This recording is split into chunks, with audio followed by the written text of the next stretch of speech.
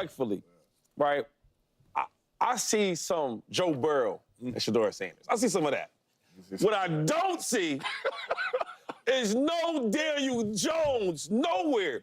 And when I hear that, I am extremely pissed off. You think when Deion Sanders read this, he ain't called Pat, and he think he called about the offense. No, I ain't called about no offense, dog. What the hell? You get what I'm saying? I would piss me off. I don't want to, disrespect any other players out there and talk about myself and other players, but if I'm Shedeur Sanders and I read this, I'm like, yo, what are we talking about? I don't care if we're not talking about football and personality. Don't ever mention me with Daniel Jones. Last point. This is why I don't like stuff like this, right? Because the narrative is now people say, yo, is he like Daniel Jones? You start hearing it because it's his coordinator. There it is. If I hear Daniel Jones coming to my team, I'm not excited. There it is. Right? I'm huffing and puffing. If I hear Shedeur Sanders coming to my team, I'm excited. Oh, I can't wait to see the young boy. He's pretty good. You get what I'm saying? That's why you should never compare guys like Daniel Jones to a potential top 10 draft pick. I don't have an issue with it. You don't? No, I don't. For several So if I say, yo, man, Acho, he was a solid linebacker for Texas All-American, he run like he got 2 left feet. Would you not have a problem with that? Here's why I don't have an issue with it, 2-5. Let's remember, Pat Shurmur coached Daniel Jones. Pat Shurmur coached Shedeur Sanders, but he coached Daniel Jones as a rookie. If I were to tell you at home, you viewer locked in, paying attention to this show, and James Jones will ask you because you can talk back to me unlike a viewer. If I were to say Shedeur Sanders were to throw for 24 touchdowns and let's go with 12 interceptions as a rookie, what would you suggest? I would say that's possible. It's a cool season. Yeah, solid season. Solid season. That's what Daniel Jones did. And that's the Daniel Jones that Pat Shurmur knows. Remember, Pat Shurmur only coached Daniel Jones as a rookie. Daniel Jones, 24 touchdowns, 12 interceptions, 62% completion percentage. Cool season. If Shedeur Sanders does that, I would suggest successful rookie season. So now the hate for Daniel Jones, I believe, is sensationalized, and Shurmur, I don't think, is fully aware of that. That's why I have no issue with it. Remember, Daniel Jones is about to be a 7-year starter in the National Football League. A 7-year starter. If you, Shedeur Sanders, can be a 7-year starter, albeit, hopefully you have significantly more success, though Daniel Jones has gone to the playoffs and won a playoff game. But if you can be a 7-year starter at quarterback in the NFL, that is a hard, incredibly difficult feat. So I don't hate the comparison. I don't see it at all based upon how they play the game. But, James, it's hard to start in football. It's hard to start for 7 years. It's hard to start at quarterback for 7 years, and he's going on years. Hey, you one of the best on TV. This dude has found a way to make Daniel Jones sound like he's actually a good player. That was, boy, boy, you deserve your money. You deserve your money. No, he didn't. No, he didn't. Because this right here is disrespectful to Shedeur Sanders. And it is. And the main reason is number one, we don't know what Shedeur Sanders is going to be in the National Football League. But right now, what we do know is Daniel Jones is a bust in the National Football League. That's what we do know. That is what we do know. There is no arguing around that. Daniel Jones, as a first-round pick right now, is labeled as a bust in the National Football League. That is the truth and the facts about it. If you tell anybody when you draft this dude, you're getting Daniel Jones, you know what, Acho? They're not going to draft that dude because they know what Daniel Jones is right now. And this right here is disrespectful because this ain't the first conversation. He's had individual conversations with GMs and coaches, too. He's the boys' offensive coordinator. Yeah. So you think, hey, Sherm, come over here, man. Holla at us about NFL dude. And if you're thinking that his comp is Daniel Jones, that is letting the world know this dude is not really like that, whether we like it or not, because we know Daniel Jones is not like that.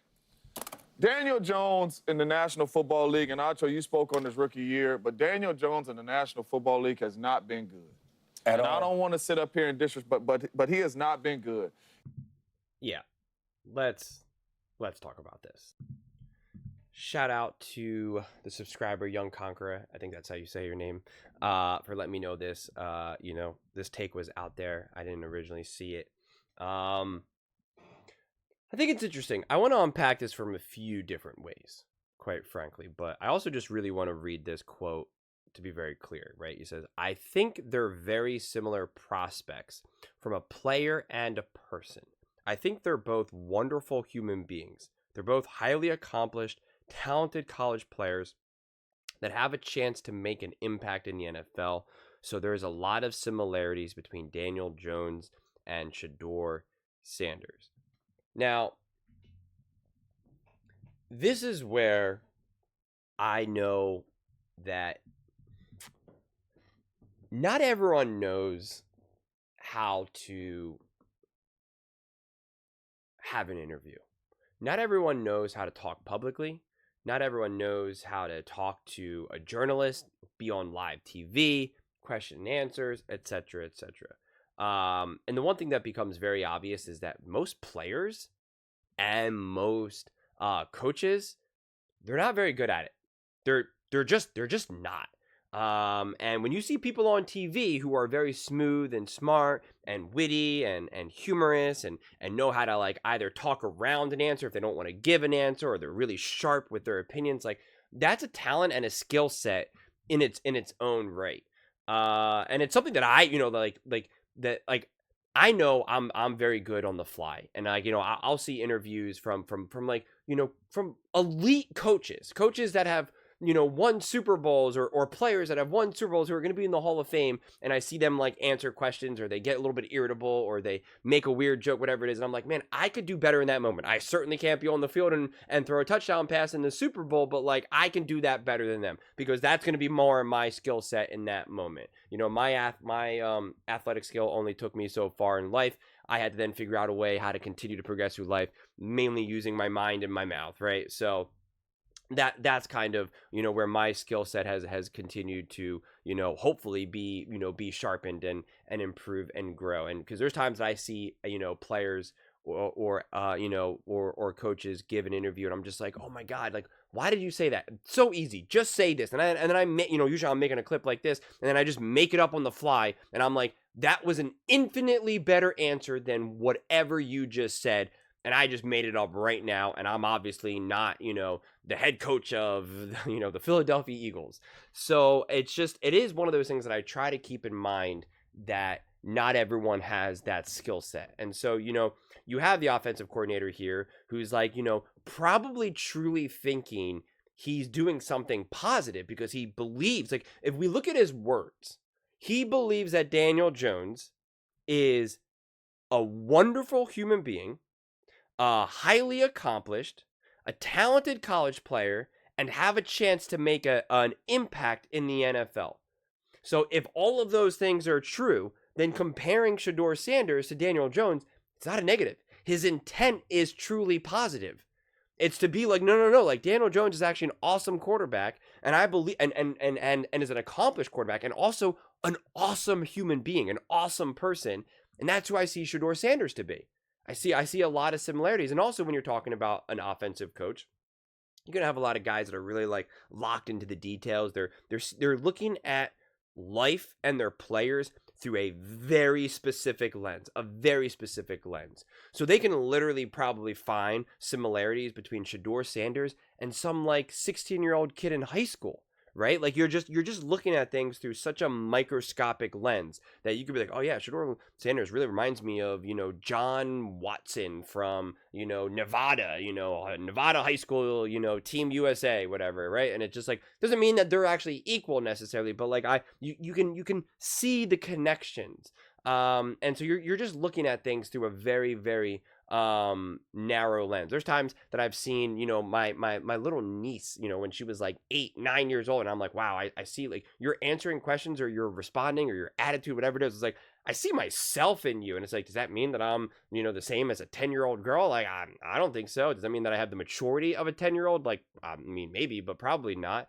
So it's just the way when you're kind of viewing things in a more microscopic way, that this is how you can kind of get some of these sound bites. I get what everyone's saying too, because you then also kind of need to put it in the context and the awareness of how the NFL world now views Daniel Jones.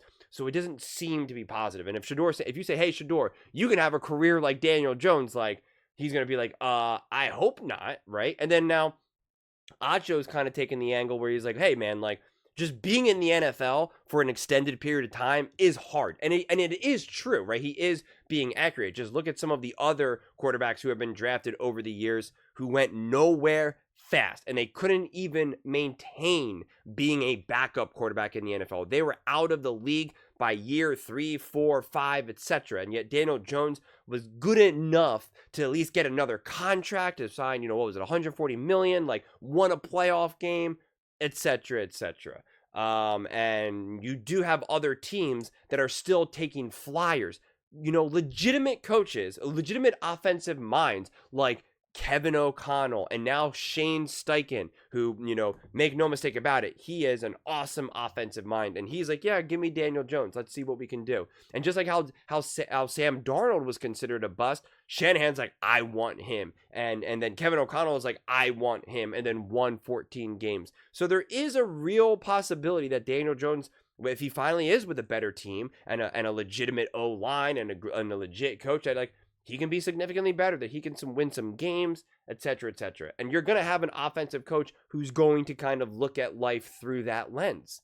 That's what they're going to see. They're going to move beyond all the other stuff. That is such a core feature of so many of these coaches, these GMs, a lot of these evaluators. It would have been very easy for the GM for the Minnesota Vikings and Kevin O'Connell to be like, Sam Darnold, he's a bust. Oh my God, look what he did with New York and Carolina. Like, he's not good. And yet they had to see through all of that and be like, no, what do I actually see? What do I truly see? And then you have even other players like Greg Jennings and whatnot believes in Daniel Jones and all this. So it's just not this uncomplicated one-to-one comparison. So you have to kind of just think of the lens that Pat Shurmur is kind of viewing this all through. And it's a different lens, and it's certainly 1000% a different lens than fans who are just sitting at home. Because you're right, we live in a very kind of binary world where it's like, Daniel Jones is garbage. Shedeur Sanders, #1 overall pick, gonna light the league on fire. Patrick Mahomes, the GOAT. Tom Brady's the GOAT. Lamar Jackson's better than Josh Allen, no question. Like, it just becomes very, just shoot from the hip, binary, confident takes, etc., etc. And so, I just think, right, listen, I don't think that was a smart media interview that Pat Shurmur made, right? Like, because you do kind of have to understand what you're saying out loud. Again, I get why he said it through his lens, and through his lens, I hope I did a good enough job to kind of paint the picture that's like, it is actually meant to be really positive, and like, it's not even misleading, right? Like, you don't even have to look too hard when you realize like what he's saying and how he's viewing the world, how he's viewing the football world. But at the same time, if you're looking at it from a more media, perspective, which he has to consider as well, then yes, bringing up Daniel Jones right now in this moment of time, it's obviously not the best thing. But I don't think you want to even throw in Joe Burrow either. Like, you don't want to throw in Joe Burrow, Josh Allen, Lamar Jackson. Like, you also don't want to throw out these like established, truly special players either. Like, it's never an easy thing when you're trying to like, be forced to kind of compare some of these, these up and coming players to the already established players. I mean, people lose their mind when you say, oh, this guy reminds me of Patrick Mahomes. And they're like, what? Patrick Mahomes has won 3 Super Bowls, blah, blah, blah. And it's like, okay, we're not saying that he's going to be as good as Patrick Mahomes or he's going to surpass Patrick Mahomes. But we see some similarities. We see some style, similar in their style, their attitude, their work ethic, whatever it may be. Comparisons are always tough. Sometimes I'm in the mood for them. Sometimes I have fun with them. Sometimes I also will rip them apart and be like, what are you talking about? How could you possibly make that comparison? I wear different hats and look at things through different lenses as well. But yeah, to me, this is so much more, this is much ado about nothing. Like, this is really not that big of a deal. I understand why fans and other people are going to be like, well, what the heck is this? But I try to look for the intent more than anything. To me, like, intention is everything. It's like, if you hurt my feelings, but your intentions were not to hurt my feelings, well, then I think of it differently then, right? Like, you didn't mean to offend me, like, but you forgive you do not know, right? Literally in the Bible, forgive them for they do not know. And I think that's more of this type of situation. And yeah, I don't know. It's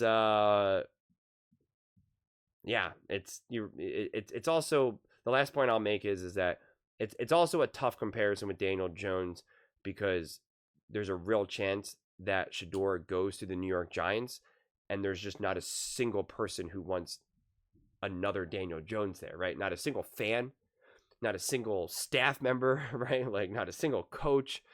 Oh, I mean, like nobody wants to be like, oh, it's like another Daniel Jones. They'll be like, I don't think we want that though. And they do interview their offensive coordinators. They, you know, like the other teams, like they'll interview the coordinators, the coaching staff, high school coaches and stuff, other players. Like you know, the scouts and the whole process behind all this, like they do interview and talk to all these guys. And so you would be questioning, if you're part of Shedeur's camp, you're like, is he telling other teams like I'm like Daniel Jones? Like, you know, I don't know. It's definitely weird. I mean, it's, you know, it wasn't a sharp interview, right? It wasn't. He didn't stick the landing, even if his intentions were actually legitimately positive. But an interesting clip, an interesting take on this never-ending Shedeur Sanders draft saga. So I you know, I do like clips like this that are a little bit more outside of the box, and you kind of have to, you know, dig through the weeds to try to get to the truth of something. So definitely thank you for letting me know about this, Young Conqueror, if I'm saying your name right. I could be saying it completely wrong. But those are just my thoughts. I'd absolutely love to hear yours. What do you guys all think? Any issue with the Shedeur and Daniel Jones comparison? Let me know in the comments below. I read every single comment. So whether you agree with me or disagree with me, either way, let's get in some discussions. Let's get in some fights. But ultimately, let's just have some fun. And please do consider subscribing. We're building an amazing community here, and I absolutely love to see you part of it. I want to build something that we all genuinely feel connected to. Something that we're really excited to be part of. I think we're on our way to doing it. And please don't forget to give this video a thumbs up, as it really does help with the visibility and the algorithm. Thank you so much. See you next time.